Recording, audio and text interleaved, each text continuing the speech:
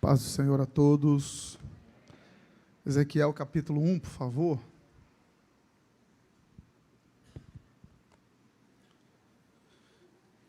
Ezequiel capítulo 1, verso 1.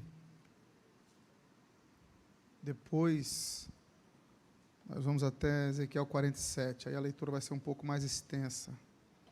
Mas para começar, Ezequiel 1 e 1. Obrigado, Gordão.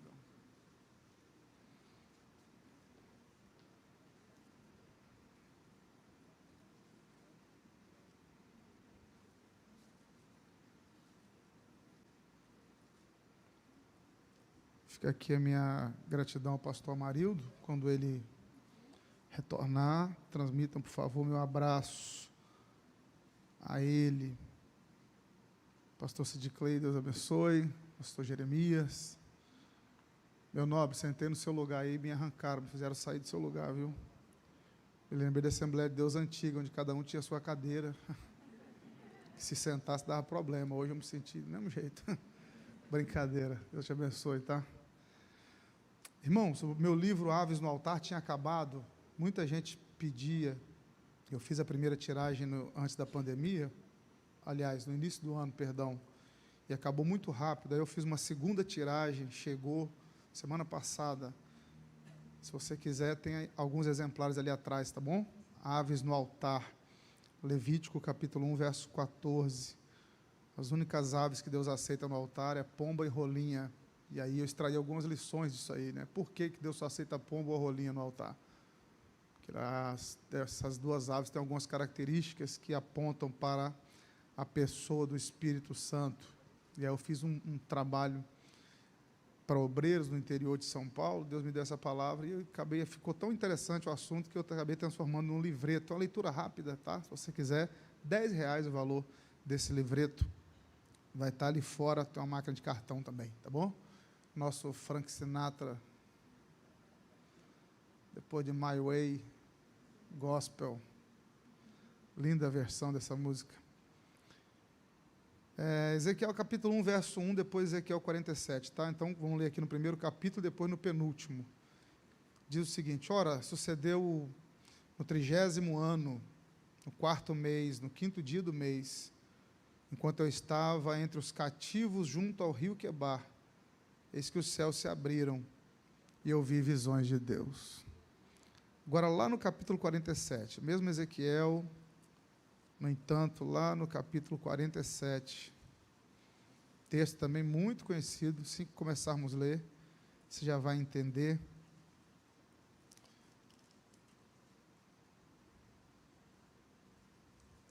E aí eu já vou fazer uma leitura um pouco mais extensa, vou fazer do verso 1 até o verso 12, todo o contexto aí do texto, tá bom?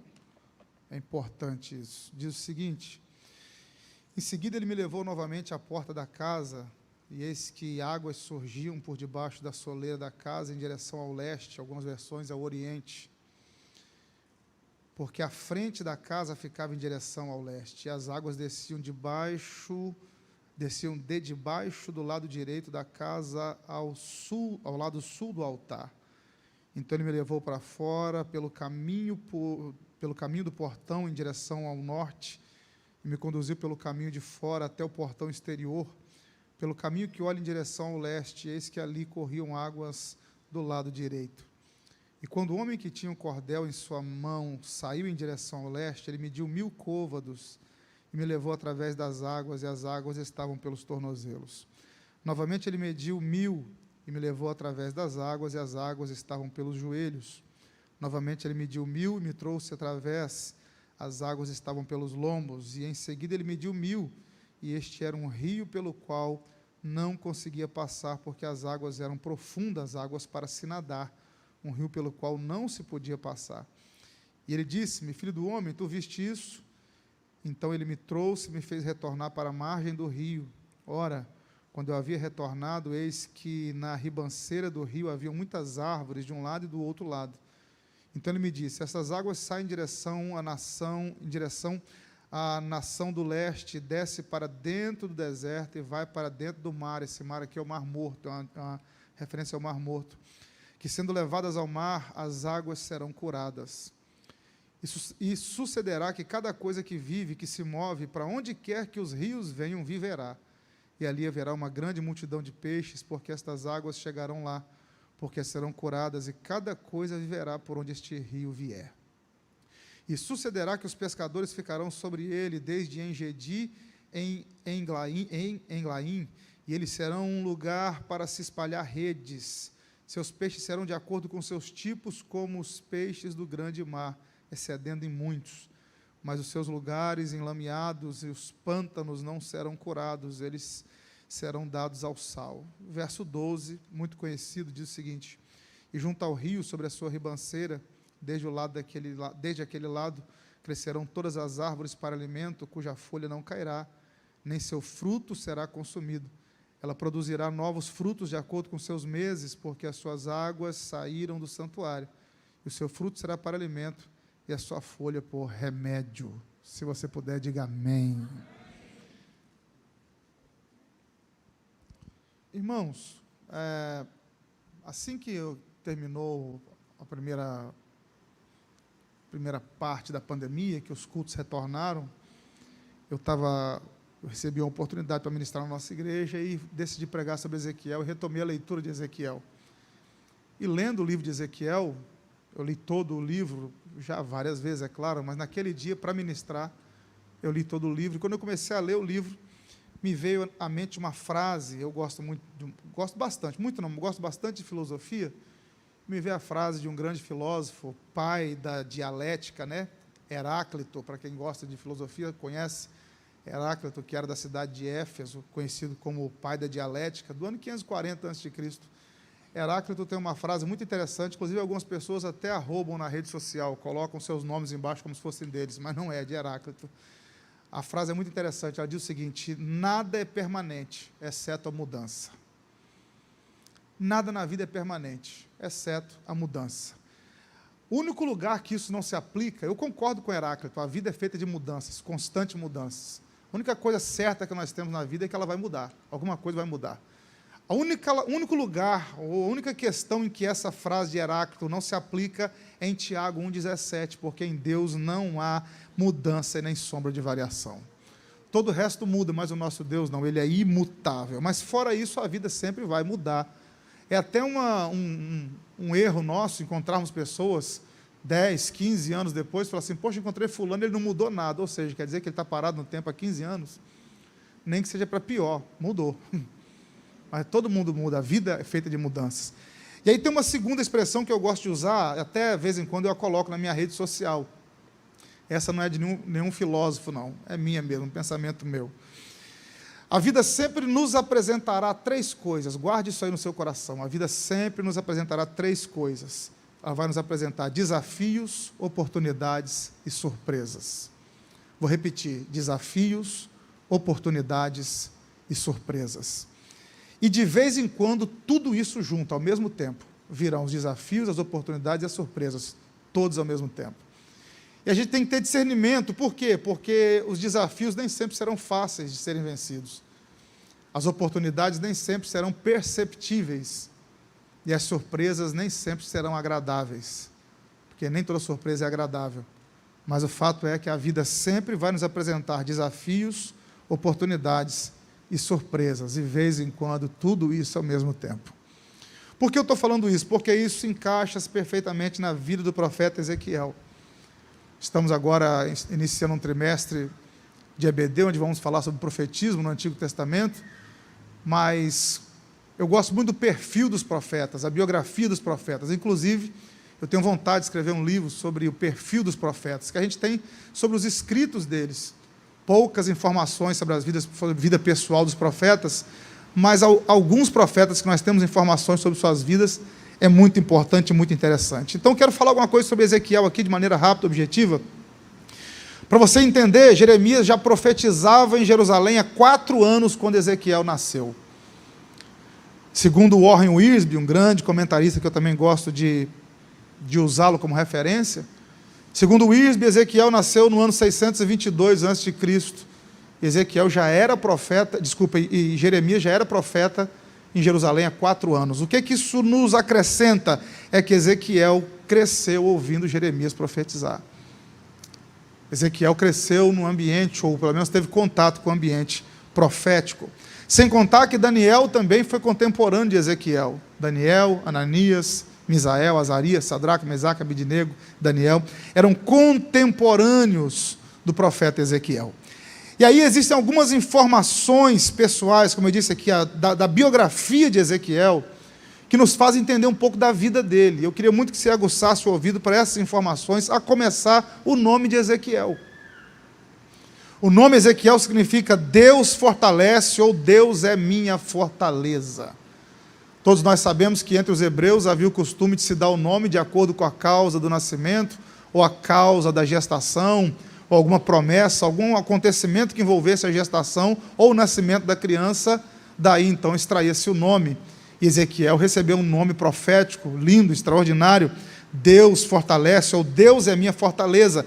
Mas no verso 3 do capítulo 1, aparece o nome do pai de Ezequiel. Diz que ele é filho de Buzi. E aqui o contraste acontece. Por quê? Porque enquanto Ezequiel significa Deus é minha fortaleza, enquanto Ezequiel significa Deus fortalece, Buzi significa desprezo ou desprezado por Yahvé, desprezado por Jeová. Para alguém receber o nome de desprezado por Deus, alguma coisa aconteceu naquela família.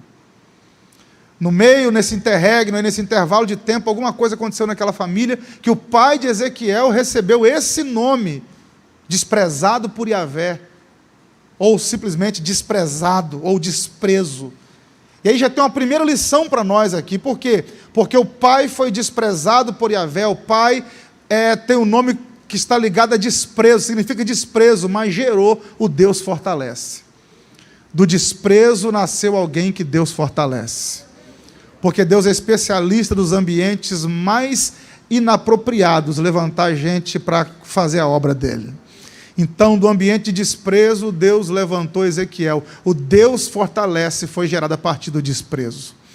Por que eu estou dizendo isso aqui? Talvez alguém está me ouvindo, eu gosto muito de usar essa frase também, dá aquela ajeitada no retrovisor da vida, olha para trás e fala, mas o ambiente que eu vinha de desprezo é problemático, é complicado, fique tranquilo, Deus é especialista em fortalecer gente no meio do desprezo. Deus é especialista em levantar Ezequiel a partir de Buzi. E aí tem uma outra informação sobre o pai de Ezequiel que a gente não pode deixar passar de jeito algum, porque Ezequiel diz que o pai dele era sacerdote. E Números capítulo 3, verso 10, depois você lê com calma, você vai descobrir que o sacerdócio não era opcional em Israel. Já falei sobre isso aqui, pastor Amarildo deve ter pregado sobre isso aqui, e os outros pastores também. O sacerdócio não era opcional. Ninguém acordava um dia e dizia, eu quero fazer uma faculdade sacerdotal. Onde é que tem aqui uma faculdade para me matricular e me tornar sacerdote? Não. O sacerdócio tinha a ver com genética. Para você ser sacerdote, você tinha que ser da tribo de Levi. E além da tribo de Levi, você tinha que ser do tronco de Arão. Se você fosse da tribo de Levi, mas não fosse do tronco de Arão, você podia ser levita, mas não podia ser sacerdote. Para ser sacerdote, você tinha que ser da tribo de Levi e do tronco de Arão. E além de ser da tribo de Levi, do tronco de Arão, depois você leia com calma, também um texto que eu gosto de usar para falar para obreiros, Levítico 21, a partir do 17, tem algumas características físicas que o sacerdote tinha que ter, ou algumas deficiências físicas que ele não poderia ter para exercer o ministério sacerdotal. Então Ezequiel, além de ter nascido numa casa sacerdotal, ser levita, ser do tronco de Arão, ele também nasceu com os requisitos necessários, fisicamente falando, para cumprir o ofício sacerdotal. Quando Ezequiel nasceu, sendo filho de sacerdote, aguça o ouvido para isso aqui, ninguém fez outro plano para a vida de Ezequiel. Quando Ezequiel era criança, ninguém olhou para ele e falou assim, esse moço vai fazer outra coisa da vida. Não.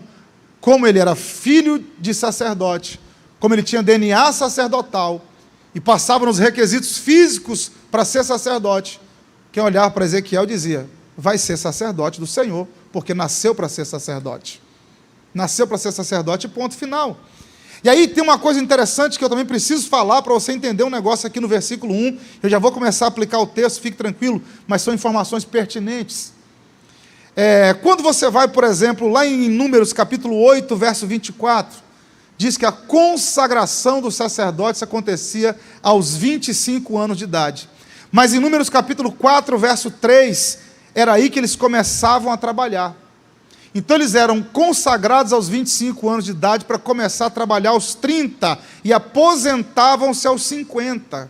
A moda podia voltar. Então o cara era consagrado aos 25, aos 30 começava o ministério e aos 50 se aposentava. E se fosse um bom sacerdote, aos 45 tornava-se sumo sacerdote. Mas aí tinha toda uma politicagem depois no tempo de Cristo que foi mudando isso. Mas o fato é que aos 25 anos de idade recebia-se a consagração. Como é que funcionava essa consagração? Está lá em Levítico. Era o mesmo processo da restauração de um leproso. Matava-se um cordeiro e passava o sangue do cordeiro na ponta da orelha direita de quem seria sacerdote, na ponta do polegar da mão direita de quem seria sacerdote e na ponta do polegar do pé direito de quem seria sacerdote. Depois, por cima do sangue do cordeiro, colocava-se o azeite na orelha, na ponta do polegar da mão e dos pés. E por que fazia essa unção com o sacerdote? Porque o sacerdote começava pelo ouvido, ungir pelo ouvido. Por quê? Porque o sacerdote é diferente do profeta. O sacerdote é o ouvido de Deus na terra e o profeta é a boca de Deus na terra. O sacerdote ouve o povo e fala com Deus. O profeta ouve Deus e fala com o povo. Então por que tinha que ungir o ouvido do sacerdote? Porque ele seria os ouvidos de Deus na terra. Por que se ungia a mão do sacerdote com sangue e com azeite? O sangue fala de perdão, o azeite fala da unção, todo mundo sabe disso. Por que ungia a mão do sacerdote? Porque o sacerdote tocaria em coisas santas, utensílios santos, não podia estar impuro. Por que se ungia os pés do sacerdote? Porque ele entraria em lugares que homens comuns não entrariam, no santo dos santos. Então eles tinham que receber essa unção. Mas aí tem um terceiro número que você vai encontrar lá em 1 Crônicas 23, 27 e em Esdras 3, 8. Davi, no seu tempo, reduziu o início do ministério para 20 anos de idade. Pós-cativeiro, você vai ver no tempo de Esdras, que pegaram todos os levitas de 20 anos acima para o trabalho. Mas na época de Arão e de Moisés, a ordem de Deus era aos 25. O que tudo isso tem a ver? Você já vai entender. Por que o cara era consagrado aos 25 e só começava a exercer o ministério aos 30? Porque nesses 5 anos ele estudava sobre como ser um sacerdote. Que não era só dirigir culto, ser sacerdote, como nós pensamos hoje, ou pelo menos estigmatizamos assim. Para o cara ser sacerdote, ele tinha que entender das leis civis e religiosas da nação. Para você ter uma noção, ele tinha que estudar um pouco sobre veterinária. Por quê? Porque a maioria das ofertas eram animais, e se alguma oferta passasse com defeito, Deus não cobrava do ofertante, Deus cobrava de quem deixou a oferta passar, do sacerdote. Leia depois Malaquias capítulo 1, verso 14, Malaquias 2, 1 e 2. Você sabe que o texto original não tem capítulo e versículo? Desde 1551, que Roberto Stefano dividiu a Bíblia em capítulo, versículo e epígrafe, mas desses 6 séculos para trás, nós não tínhamos essa divisão de capítulo e versículo. Desses 5 séculos, na verdade, 5, 6 séculos atrás, não tínhamos divisão de capítulo e versículo na Bíblia, e a gente fica preso em Malaquias 3, a partir do 8, roubará, pois, o homem a Deus. Vai em Malaquias 1, 14, 2, 1 e 2, para você ver. É Deus quem diz: maldito aquele que, tendo algo bom no seu rebanho, traz algo vil e apresenta ao Senhor. E aí Deus fala pela boca de Malaquias, no capítulo 2 de Malaquias, e isso agora diz tocante a vocês, ó sacerdotes: se vocês não honrarem o meu nome como grande rei, eu amaldiçoarei as vossas bênçãos, e já as tenho amaldiçoado. Nós pregamos um Deus que transforma a maldição em bênção, mas o mesmo Deus que transforma a maldição em bênção, também transforma a bênção em maldição, se nós o desobedecermos. Está lá em Malaquias. Por que Deus corrige os sacerdotes? Porque se alguém levasse um cordeiro com dificuldade na vista, um cordeiro manchado, um cordeiro deficiente, e esse cordeiro fosse sacrificado no altar, quem iria responder por essa oferta errada não era o ofertante, era quem deixou a oferta passar. Está entendendo agora por que a gente dedica aqui 10 minutos, 15 minutos às vezes do culto, para te ensinar a ofertar? Porque se você ofertar errado, não entendendo o princípio, Deus vai cobrar da gente lá na eternidade. Deus vai cobrar de quem estava aqui no altar te ensinando, que não te ensinou da maneira certa o que é primiciar ao Senhor, o que é dizimar ao Senhor e o que é ofertar ao Senhor. Além do sacerdote ter que estudar sobre isso, ele tinha que estudar sobre a lei religiosa. Levítico capítulo 10, verso 10 e 11, Deuteronômio 33, todo sacerdote tinha que ser um mestre na lei. E você acha que a lei que Deus deu a Moisés foram só 10 mandamentos? Não, o decálogo foi só a cereja do bolo. Deus entregou a Moisés no alto do Sinai 613 ordenanças. Desde o que a mulher tinha que fazer durante o seu ciclo menstrual, até o que o homem tinha que fazer quando um boi caía no buraco no dia de sábado. E o sacerdote tinha que entender de todas as 613 leis.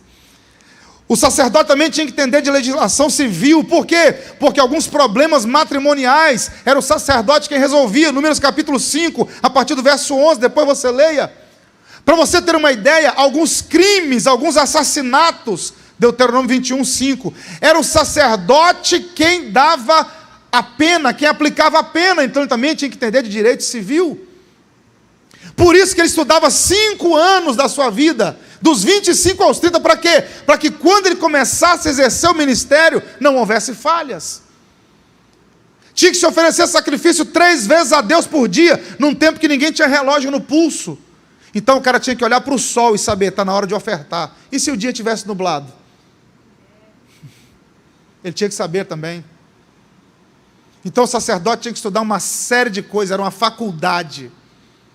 Ele tinha que se preparar para depois começar a exercer o seu ministério. Então ele começava aos 25, ele era consagrado aos 25 e começava o ministério aos 30. Eram 5 anos de preparo, ok? E Ezequiel se preparou para isso a vida inteira. Ezequiel preparou-se isso para a vida inteira, aguardando esse momento, porque ele era filho de sacerdote. Mas no ano 606 a.C., quando Ezequiel tinha 25 anos de idade, aproximadamente 20 e poucos anos de idade, quando Ezequiel estava chegando na fase de começar o seu ministério, Nabucodonosor invade Jerusalém, pela primeira vez, e leva para o cativeiro Daniel, Ananias, Misael e Azarias.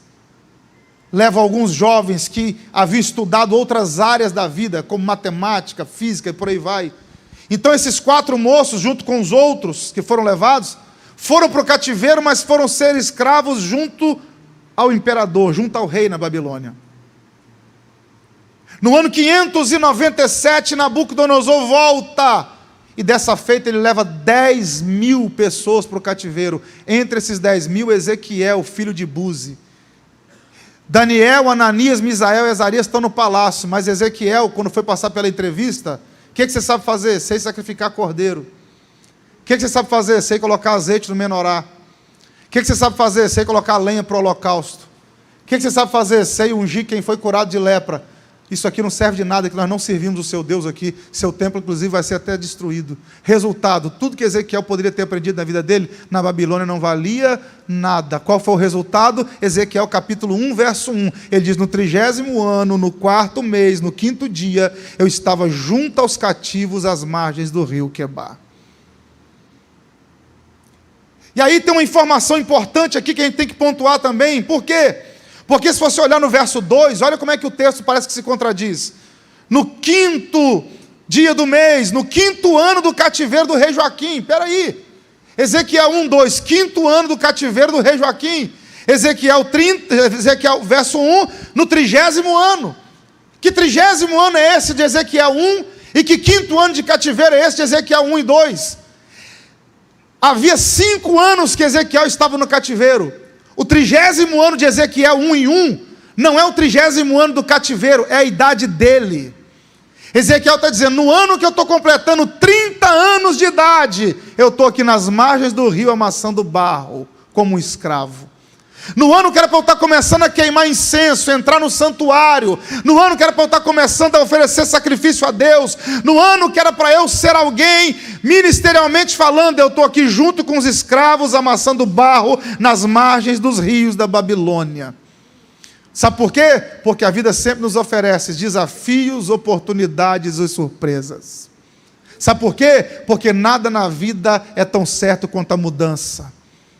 E Ezequiel se programou para ser sacerdote, mas quando completou 30 anos, eu não sei se ele já tinha passado pela unção sacerdotal, ou se ele foi levado para o cativeiro antes disso, eu não tenho essa informação, mas o fato é que quando ele tinha 30 anos de idade, que era o ano dele começar a exercer a vida ministerial dele, ele estava com os pés sujos de barro na margem do rio Quebar. Já viu quando você faz os seus planos, os seus projetos, e de repente parece que o castelo de areia desmorona, tudo vai por água abaixo?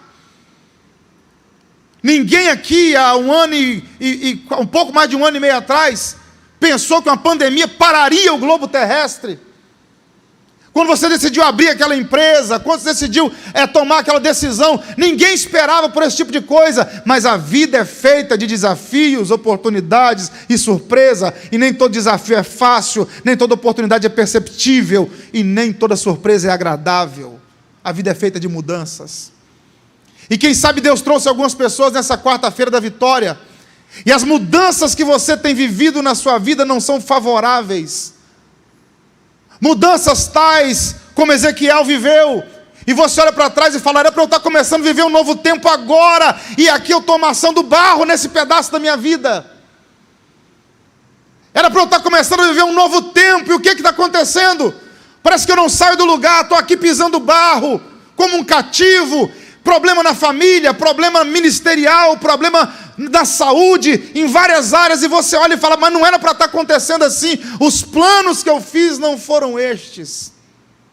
A vida nos oferece desafios, oportunidades e surpresas, mas eu tenho uma boa notícia para te dar, é que no meio de tudo isso, Ezequiel não se preparou para isso, ele se preparou para ser sacerdote, e ele está lá junto às margens do rio Quebar, mas no verso 1 ele diz o seguinte: eis que os céus se abriram,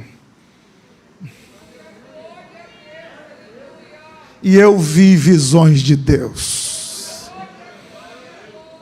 Quando todas as portas se fecham na terra, Deus ainda abre os céus sobre a nossa vida. Enquanto a gente amassa barro na terra, Deus ainda abre os céus sobre a nossa vida. Você crê que essa noite de quarta-feira é profética? Eu preciso liberar essa palavra sobre a sua vida. Se prepare, porque virá um tempo de céu aberto, até no meio da dificuldade. Deus é especialista em abrir os céus quando tudo parece que vai dar errado.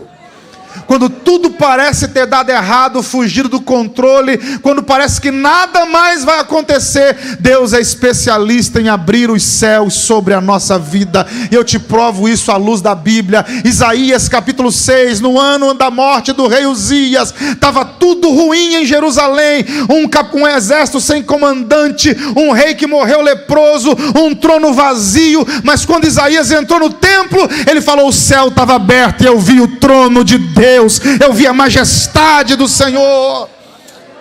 Jesus, até os 30 anos de idade, foi estigmatizado como carpinteiro, filho de José, desprezado em Nazaré. Mas em Mateus 3,16, quando ele foi para o Jordão, que João Batista mergulhou nas águas do Jordão, e ele se levantou, o Espírito veio em forma corpórea de pomba, e Mateus diz que os céus se abriram, e o Deus Pai bradou do céu: eis o meu Filho amado, em quem eu me comprazo. Atos capítulo 7, versos 55 e 56, Estevão está sendo apedrejado pelos religiosos, mas enquanto as pedras castigam seu corpo, Estevão olhou para o céu e disse: eis que eu vejo os céus abertos, e o Filho do Homem de pé à direita de Deus Pai. No final do primeiro século, a igreja primitiva crescendo, o imperador Domiciano, megalomaníaco, queria perseguir os cristãos tal qual Nero o fez. Mandou prender o apóstolo João, o ancião João, pastor da igreja de Éfeso, e levou João para a ilha de Patmos. Patmos no grego significa mortal. Pegou o pastor João, o ancião João, e falou: leva para morrer na ilha da morte. Mas quando lançaram João em Patmos, Apocalipse capítulo 4, verso 1, João disse: eu vi uma porta aberta no céu. Posso liberar essa palavra sobre a sua vida? Quando as portas se fecharem na terra, fica tranquilo, Deus é especialista em abrir os céus sobre a nossa vida. Se você está comigo nessa palavra, por favor, erga uma das suas mãos aí e recebe, porque ela é da parte de Deus para você. Talvez as portas se fecharam, talvez haja pessoas aqui que nem uma luz no fim do túnel estão enxergando. Olha para o alto, por quê? Porque Deus é especialista em abrir os céus quando tudo parece dar errado na nossa vida. Oh, aleluia! Ezequiel falou: quando eu fiz 30 anos, que era para estar começando meu ministério, os céus se abriram. Eu vi os céus abertos. E aí a visão de Ezequiel segue no capítulo 1 e no capítulo 2. Ezequiel vai tendo visões. Mas eu quero destacar 3 coisas na visão do capítulo 1 aqui, para a gente já começar a caminhar para a conclusão. Primeira coisa que Ezequiel vê, são os céus abertos. Ezequiel capítulo 1, verso 1. Ezequiel capítulo 1, a partir do verso 5. Eu não vou ler todo o contexto, mas olha aí o verso 4, para ficar melhor. Ele diz o seguinte, ó: e eu olhei e eis que um redemoinho, eu estou usando aqui a versão King James atualizada, não a fiel, a atualizada, mas dependendo da versão que você estiver lendo aí, vai estar escrito o seguinte: eu vi uma tempestade que veio do norte. A versão que eu estou lendo diz um redemoinho que veio do norte. Por que do norte? Porque a Babilônia vinha do norte. O castigo que Deus enviou vinha do norte. Então Ezequiel está vendo uma tempestade, um problema vindo do norte. No meio dessa problemática toda, depois você leia, Ezequiel vê 4 seres, ou 4 rostos, 4 seres no meio dessa tempestade. Um tem o rosto de leão, o outro tem o rosto de boi, o outro tem o rosto de um homem, e o outro tem o rosto de uma águia. Parece simples, né? Mas não é. Por quê? Porque o leão é o rei da savana. Os 4 evangelhos estão representados nessa visão desses 4 seres aqui. O rosto de leão, o rosto de boi, o rosto de homem e o rosto de águia. Mateus, Marcos, Lucas e João. Tudo aqui aponta para Jesus. Por quê? Porque em Mateus ele é o rei, o leão da tribo de Judá. Boi na Bíblia fala de servidão. Isaías capítulo 1, o boi conhece o seu dono, o jumento conhece a sua manjedoura. Eliseu, quando foi chamado, estava lá arando terra com os bois eram mansos, eram animais de trabalho. Falava de servidão. Marcos, o evangelho do servo perfeito. Lucas, o evangelho do filho do homem, o terceiro ser tem o rosto de homem. A águia, símbolo da divindade. João, o verbo se fez carne, a divindade se fez carne e habitou entre nós. Tem uma tempestade vindo do norte, mas Deus está no meio daquela tempestade. Tem uma tempestade vindo do norte, mas o Filho do Homem está no meio daquela tempestade. E aí tem outra coisa muito interessante, eu aprendo com isso aqui. Depois você lê com calma a partir do verso 5. Além dos 4 seres, Ezequiel vê as rodas do trono de Deus. Isso sempre me chamou muita atenção. Já faz anos que eu estudo isso aqui para buscar algum entendimento melhor. É como se fosse um giroscópio. Por quê? Porque são rodas dentro de rodas. As rodas de fora rodam num sentido, as rodas de dentro rodam em outro sentido. E elas rodam para todos os lados ao mesmo tempo. As 4 rodas. Uma no sentido, a de fora no sentido horário, a outra no sentido anti-horário, e elas rodam para todos os lugares ao mesmo tempo. E o que é mais intrigante, o texto diz que o Espírito de Deus está nas rodas. É Espírito com E maiúsculo. Não dá para entender. Eu já fiquei pensando, por que essas rodas, uma roda no sentido horário, a outra no sentido anti-horário? A única explicação que eu achei é essa, é que Deus está dizendo, eu me movo tanto no passado, quanto no presente, quanto no futuro. Por que Ezequiel tem que ver o trono de Deus? Por que no meio dessa tempestade Ezequiel tem que ver o trono? Porque os judeus até hoje, eles idolatram o santuário.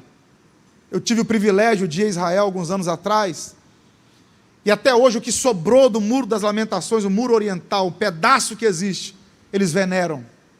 Porque eles pensavam que Deus só se manifestava no templo em Jerusalém, mas Nabucodonosor destruiu o templo. Aí Deus mostra as rodas do trono, o trono com rodas para Ezequiel, e rodas que se movem para todo lado, e o Espírito nas rodas. O que Deus está dizendo para Ezequiel? Ezequiel, eu não sou Deus só em Jerusalém. Também sou Deus na Babilônia, também sou Deus no Egito, também sou Deus na Síria, também sou Deus em Nova Iguaçu, sou Deus na posse, sou Deus na sua casa, sou Deus no seu trabalho. Deus não está confinado a um lugar só, a manifestação da glória dele não habita num lugar só, não. Mateus 18, 20, onde houver 2 ou 3 reunidos no nome dele, ele está lá para manifestar a presença dele. Ei, talvez tem gente aqui vivendo tempestades terríveis, reveses que nunca imaginou viver, aí Deus te trouxe trouxe aqui para dizer: eu estou no meio dessa tempestade, fica tranquilo, eu sou Deus que me movo no meio da tempestade. Tem alguém comigo nessa palavra aí? Eu estou pregando para mais alguém além de mim aqui. Se você puder, exalte o nome do Senhor aí. Por quê? Porque se o diabo pensou que essa tempestade iria te afastar da presença de Deus, Deus se revela no meio da tempestade para você.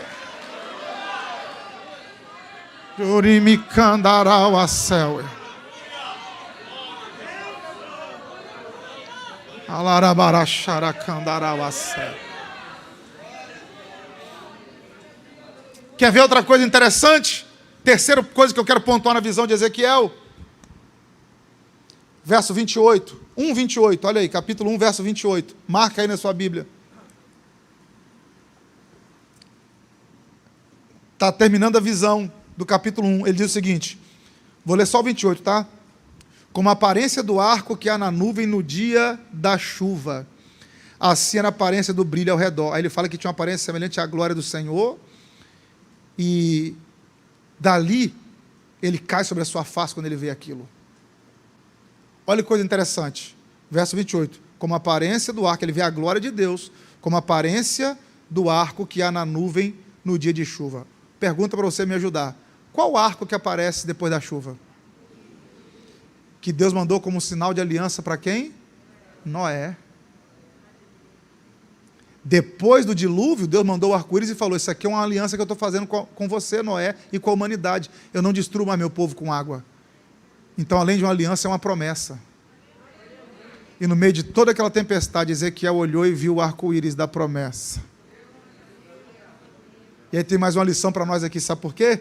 Porque Noé viu o arco-íris depois que a tempestade passou, depois que o dilúvio passou, depois que o tsunami passou, Gênesis 9:11, aí aparece lá o arco-íris. Mas João também viu um arco-íris nele de Patmos, Apocalipse 4:3, Apocalipse 10:1. Só que quando João vê o arco-íris, não tem tempestade. Então Noé vê depois da tempestade, João vê sem tempestade, mas Ezequiel vê no meio da tempestade. Enxergo promessas depois que a tempestade passa. Enxergo promessas quando não tem tempestades. Mas aqui está o desafio. É no meio do revés enxergar que a promessa ainda está de pé sobre a minha vida. Posso liberar a palavra? No meio de todo esse revés, o arco da promessa ainda repousa sobre a sua vida, sobre a sua casa, sobre a sua família. Deus está dizendo: a tempestade veio, o cativeiro veio, Nabucodonosor veio, mas a aliança ainda está de pé, a promessa ainda está de pé. Cativeiro não apaga a promessa. Tem gente aqui essa noite que com os olhos da fé ainda está conseguindo enxergar o arco da promessa sobre a vida dele. Quem crê que Deus ainda mantém a promessa de pé? Deixa eu ver se você crê nessa palavra. Então a receba em nome de Jesus.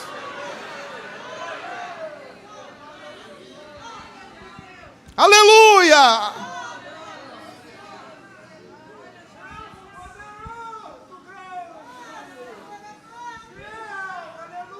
Você está comigo aí nessa palavra, irmão? Já estou caminhando para o final. Você pode repetir para você mesmo, diga assim: a promessa ainda está de pé. Diga aí, diga aí. A promessa ainda está de pé, isso aí. Para ficar melhor, diga assim: até no meio da tempestade eu vejo a promessa. Diga aí para você mesmo, diga: até no meio da tempestade eu vejo a promessa. Porque Noé viu depois que o dilúvio passou, João viu quando não tinha tempestade nenhuma, mas Ezequiel viu no meio da tempestade. Isso é fantástico. É Deus dizendo: eu estou presente aqui. Ou você acha que na beira daquele sepulcro, quando você estava enterrando um ente querido, Deus não estava lá? Ele está dizendo: eu estou aqui no meio da tempestade junto contigo. Quando você assinou a carta de demissão, você achou que estava sozinho? Ele está dizendo: não, eu estou aqui contigo, eu estou no meio da tempestade também. Quando você pegou o diagnóstico médico, do médico, se a pessoa que estava sozinho, ele está dizendo: eu estou aqui no meio da tempestade também, a promessa está de pé, eu ainda estou aqui. E aí a história começa a tomar uma guinada para a gente partir para o capítulo 47, vai ser muito rápido a aplicação. Acontece algo extraordinário no capítulo número 3, verso 1 e verso 2, eu vou sintetizar.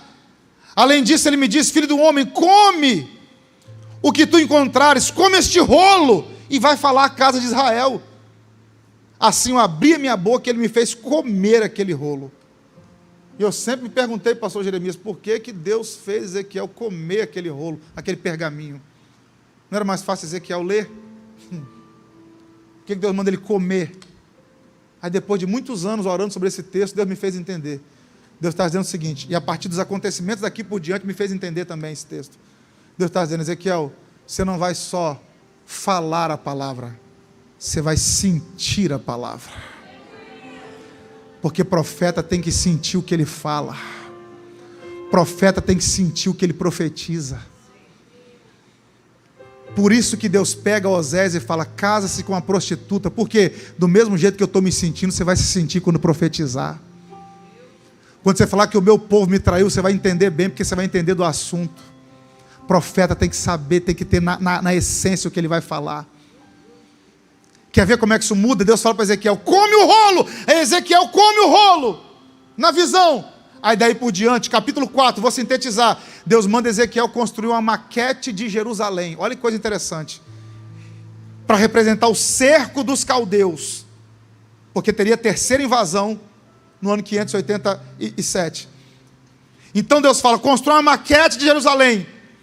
E durante 390 dias, Ezequiel, amarrado por cordas, ficou deitado do lado esquerdo daquela maquete. Depois, por mais 40 dias do lado direito. Por que Deus manda Ezequiel ficar amarrado, deitado do lado esquerdo, do lado direito da maquete de Jerusalém? Porque ele ia profetizar para cativos. Então ele tinha que entender o que um cativo sente quando está cercado. Como se não bastasse, ainda no capítulo 4, Deus fala assim para Ezequiel, faz um bolo com cereais e coloca esterco no meio e come. Ezequiel falou, Deus, eu nunca coloquei coisa impura na minha boca, eu vou comer esterco. Deus disse, come. Sabe por quê? Porque na época do cativeiro, a crise veio, o povo come qualquer coisa. Aí Deus está dizendo, como é que você vai mandar o povo comer qualquer coisa se você não comeu qualquer coisa ainda? Então come esterco, porque quando alguém falar que comeu esterco, você já sentiu na pele o que é isso, você tem autoridade para profetizar. Vai, Ezequiel. Não apenas pregue a palavra, sinta a palavra, Ezequiel. No capítulo 5 de Ezequiel, Deus manda ele raspar a barba e o cabelo. Rapar a barba de um profeta, a cabeça de um profeta, sinal de desonra e humilhação. Por que Deus está dizendo isso? Você vai pregar para um povo humilhado, e quando eles falarem de vergonha, você já foi envergonhado, você sabe o que é isso. Então rapa a barba e o seu cabelo. Quando você fala de vergonha, você sabe o que é vergonha, que você já passou. Você não está falando na teoria, você está falando na prática, Ezequiel. Como se não bastasse, no capítulo 12, Deus manda Ezequiel agir como se estivesse fugindo de uma guerra. Manda Ezequiel cavar um buraco na parede com a própria mão e pegar toda a sua mobília e colocar para fora da cidade, morar como refugiado. Por quê? Porque Ezequiel vai pregar para refugiados. Então, Ezequiel, quando você pregar para alguém que não dormiu em casa, alguém que perdeu a casa, você sabe o que é isso, porque você perdeu a sua, está do lado de fora da cidade. Você vai sentir o que você está pregando, Ezequiel. No capítulo 21 de Ezequiel, Deus manda Ezequiel chorar, lamentar e suspirar por Jerusalém e depois profetizar sobre ela que ela cairia. Quando você pregar para um povo chorando, suspirando e lamentando, você já passou por tudo isso primeiro, Ezequiel. Então chora, suspira e lamenta. E tem gente que acha que é fácil ser profeta, ser homem de Deus, é só estar aqui no altar com o microfone na mão, ou aí em qualquer ambiente que você sirva a Deus, como mulher de Deus, como homem de Deus. E aí depois vem o checkmate de Deus na vida de Ezequiel. Capítulo 24, verso 15 ao verso 27. Deus diz assim para Ezequiel, vou tirar a doçura dos seus olhos. A mulher de Ezequiel morre.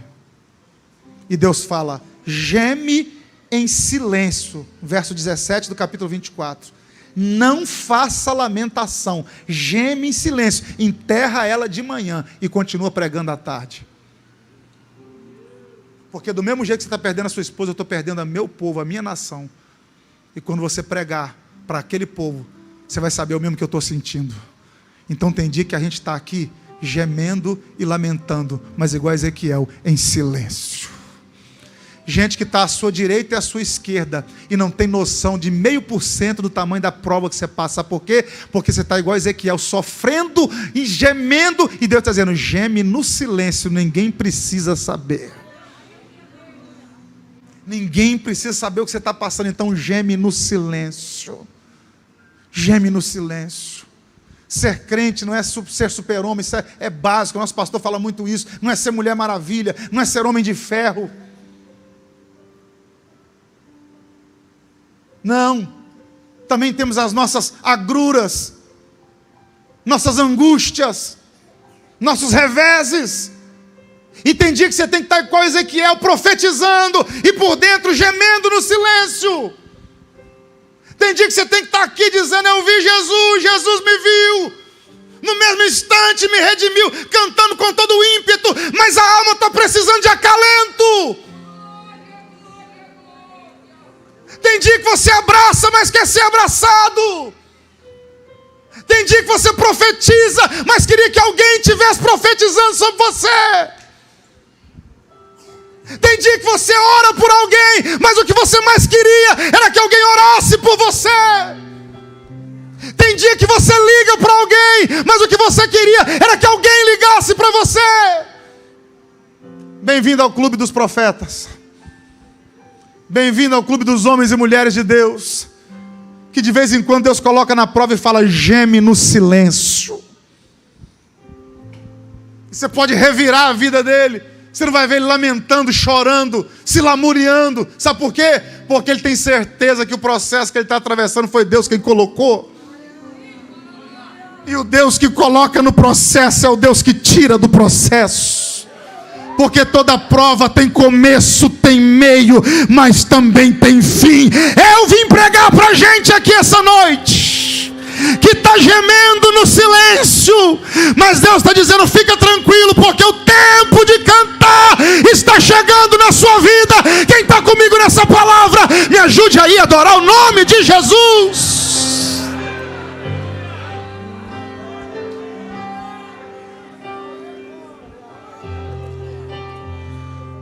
Aleluia, aleluia, aleluia.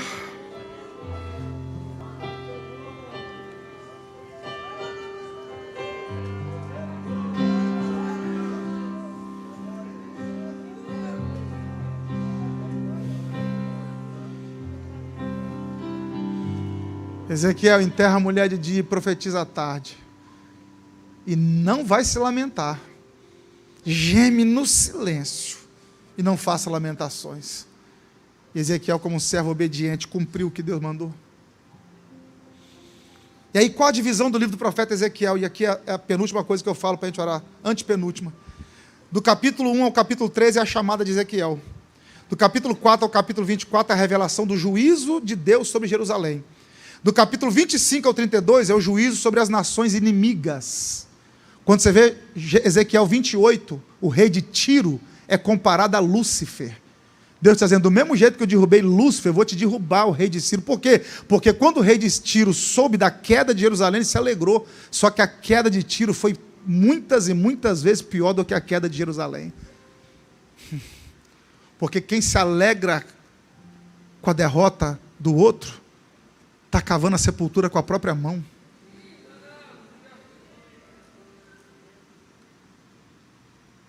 E aí depois do capítulo 33 ao capítulo 48, Deus começa a mostrar para Ezequiel a restauração de Israel. Ouvi um aleluia bonito na esquerda, vou repetir.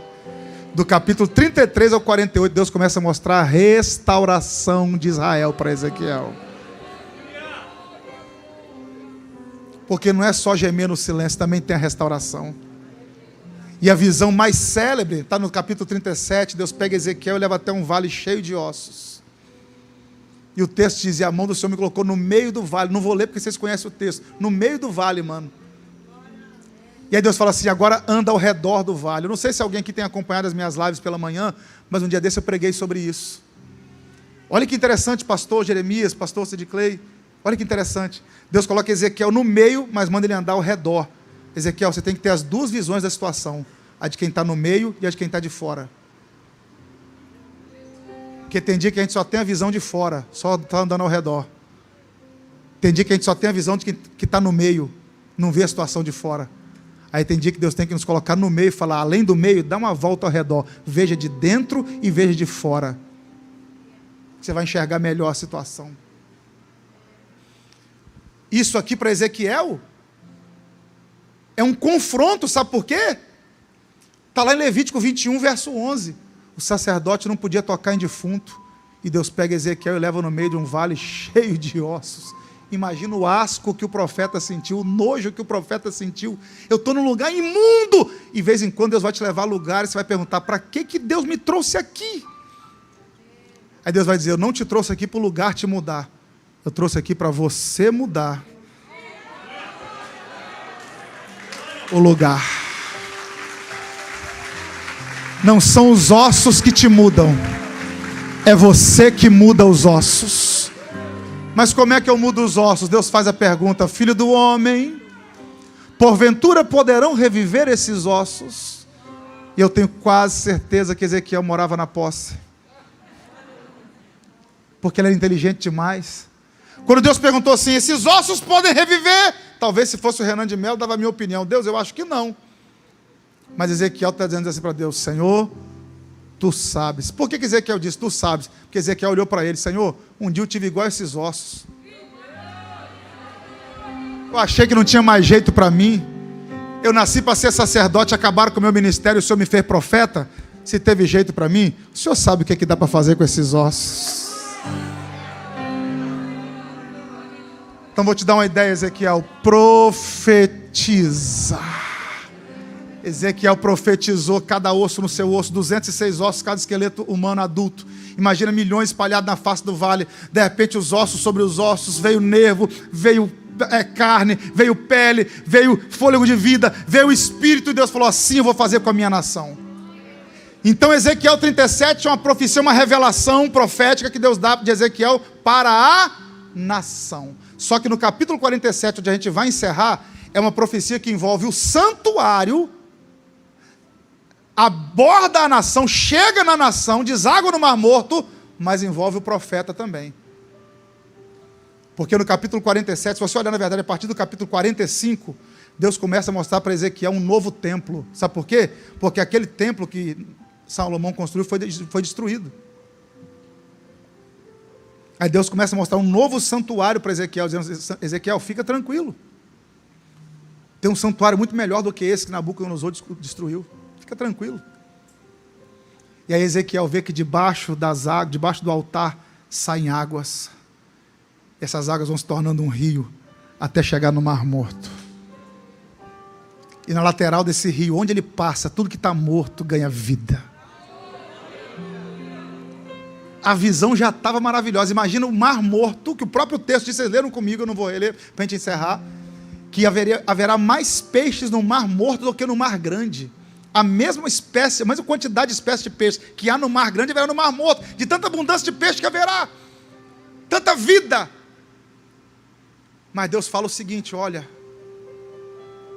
aliás, aparece um ser com cordel na mão para medir, e mede 1000 côvados. O que é o côvado? É a medida do dedo mindinho, da ponta do dedo mindinho à ponta do cotovelo.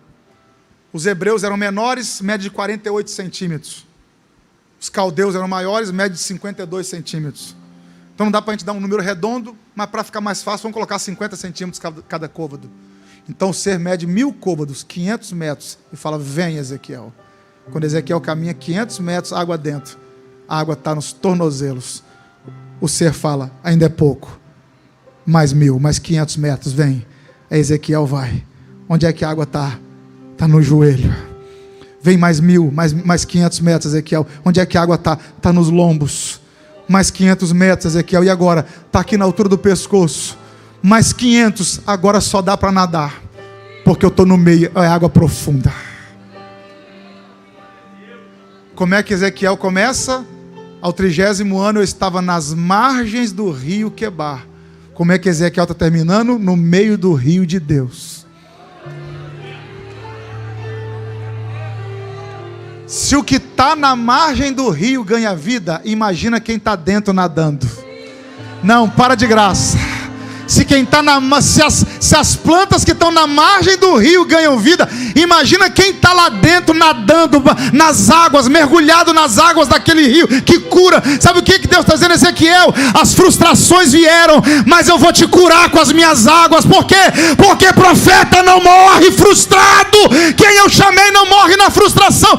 Ezequiel, eu estou te curando, e eu tenho uma notícia para dar para Devec Posse essa noite. Qual é? Aquelas águas estão fluindo aqui hoje também. Tem cura para a sua alma, tem cura para a sua mente, tem cura para o seu coração, tem cura para a sua vida, tem cura de Deus para você. Quem acredita nisso, tira alguns segundos aí para adorar ao nome do Senhor. Tem águas de Deus fluindo aqui para você. Vai, mata a sua sede, nada nessas águas, recebe a presença. Se há tempo você não fala em língua estranha com seu Deus, seja renovado agora em nome de Jesus. Se não é batizado com o Espírito Santo, que o seja agora, mas recebe dessas águas que estão fluindo aqui essa noite sobre a sua vida.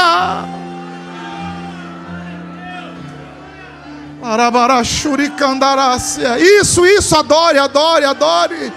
Ei, eu vim liberar a palavra. A ferida vai sarar, vai cicatrizar, vai parar de doer. Por quê? Porque a água purifica, a água cura, a água traz libertação, a água transforma a vida de quem ela toca.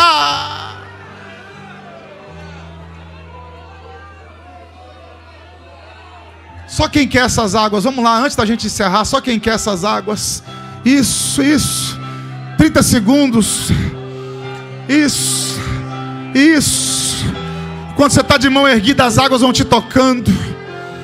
Eu declaro agora em nome de Jesus, todo complexo de inferioridade sai, depressão, ansiedade, angústia, toda mágoa, toda palavra que você ouviu que feriu a sua alma, toda angústia que estava tomando conta do seu coração. Ei, você que no começo da semana olhou no espelho e falou: Deus, eu não estou aguentando mais. Aí Deus te trouxe aqui e diz: filho, tem água para te curar, mergulha nessas águas, receba dessas águas essa noite. Você pode ficar de pé adorando a Deus no meio dessas águas junto comigo. Isso, vai adorando a Deus aí, porque tem águas fluindo sobre a Devec Posse essa noite.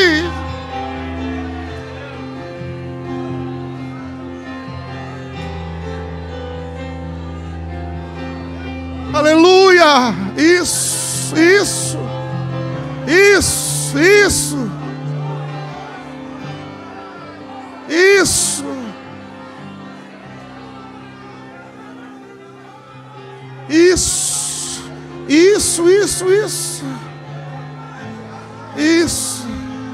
Mata a sua sede, recebe dessa água. A vida já te bateu muito, foram muitas pancadas até você chegar aqui, foi tanta afronta, meu Deus, são tantas cicatrizes, são tantas feridas abertas, e Deus está dizendo: as águas estão curando. Vem para as águas, vem para as águas. Tu és a fonte, Senhor. Aleluia. Tu és a fonte. Você está comigo nessa palavra? Respeitando o distanciamento, sem querer quebrar o protocolo, faça só se você quiser, não precisa tirar a máscara, mas fala para uns 3 aí. Se você tiver intimidade e quiser tocar no ombro dessa pessoa, fique à vontade, mas se não, não precisa tocar. Mas fala para uns 4 ou 5, ó, essa água está entre nós aqui hoje. Fala para alguém aí: essa água está entre nós aqui hoje. Isso, essa água está aqui para te curar, essa água está aqui para te restaurar. Ei, Ezequiel, você não vai morrer frustrado. Ei, você não vai morrer frustrada. Não. Aonde a água passa, tudo ganha vida.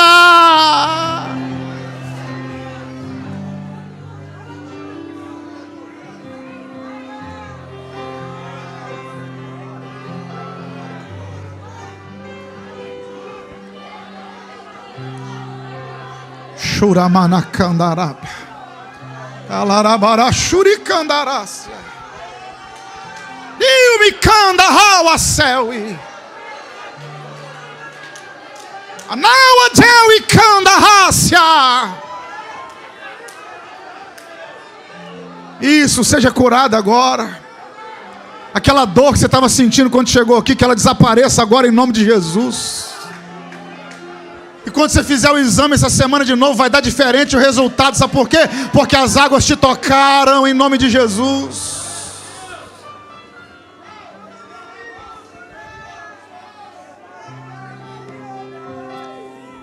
Eu quero orar com você. Senhor, em nome de Jesus eu oro agora. Senhor, que as suas águas continuem fluindo sobre nós. Que elas fluam até a nossa casa, que elas fluam até chegarmos no nosso lar. Que essas águas fluam sobre a vida de pessoas aqui essa noite. Gente que, semelhante a Ezequiel, tem passado momentos, percalços terríveis nas suas vidas. Gente aqui que tem enfrentado vendavais, tempestades. Gente aqui que tem sofrido afrontas do diabo.